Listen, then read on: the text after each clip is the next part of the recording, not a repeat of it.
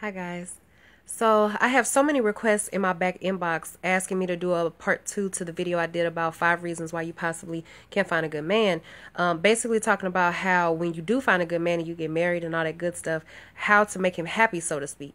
Now I want to start off by saying that you cannot make anybody happy. Happiness is something that comes from within. So you can't make anybody happy. You can only aid in someone's happiness. Now with that being said, I want to give you ladies a couple of tips on how to keep the guy in your life happy. Number one is don't nag him. Now, we as women, we hate the term nagging, but that is exactly what it is. So if you are consistently like, you don't take me out anymore, you've changed, you don't spend enough time with me, you spend too much time with your friends, blah, blah, blah, blah, blah. If you do that consistently, then you're nagging. Allow him his space and learn how to compromise. Every time he leaves the house, it doesn't mean that he's out doing something that he's not supposed to be doing. And if you continue to nag, then it causes extreme tension in the relationship. Now, you have to appreciate the man that you have. You got with a grown man. You didn't get with a child, so you're not trying to re-raise him. Appreciate the man that you have. Now, am I saying don't bring things to him and issues and all of that? Hell no, I'm not saying that. But what I am saying is that it's a right and wrong way to do it. So just sit down and air out your issues calmly. Number 2 is don't deny sex. Let me explain. Men express themselves emotionally through sex with their significant other. We express ourselves through talking with our significant other. That's why they complain we talk too much and we complain that they want it too much. It's an exchange of power and weaknesses.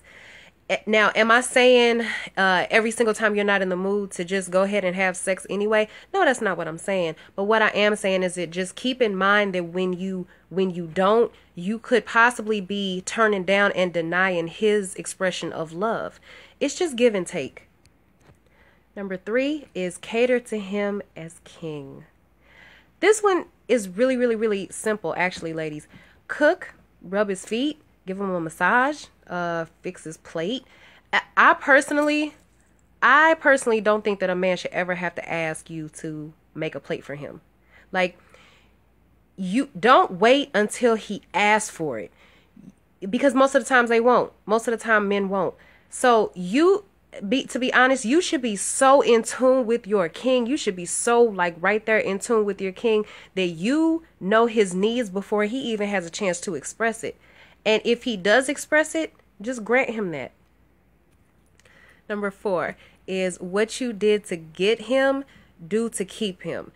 We as women, we complain a lot about how when men get comfortable, they don't do what they used to do and they start slacking off and all that. But we do the same thing. We do the same thing. So just keep yourself up. You've heard it before. And hell, you may have even said it before. Girl, I don't have to do all of that. I already got my man. Like you may have said it before. So I'm not saying walk around looking like a Barbie all day. But what I'm saying is just doll yourself up once in a while to remind your man of what he has.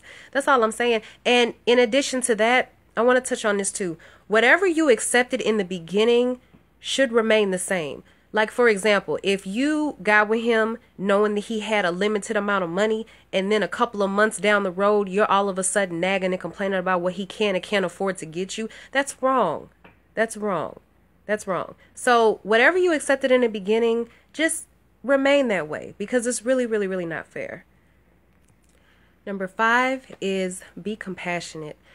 We're so used to him being the rock and the protector that we forget that we actually forget how easily he could break down because of these very reasons. He has to deal with things as a man that we don't have to deal with as women.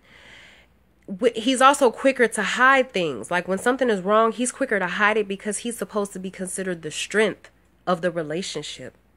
That's why rates of suicide are so much higher with men than women. The male ego is extremely sensitive, so stroke it often. Stroke it often.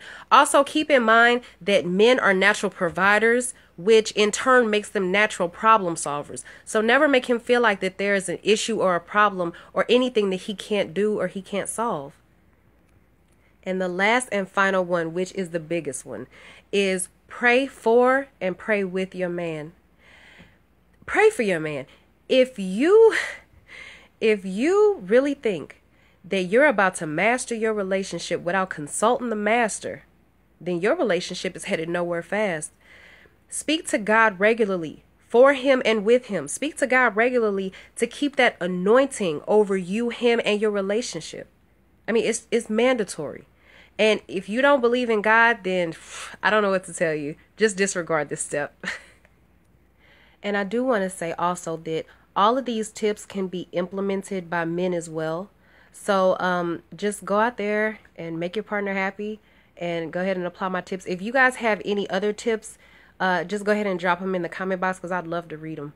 So until the next video, see you guys later.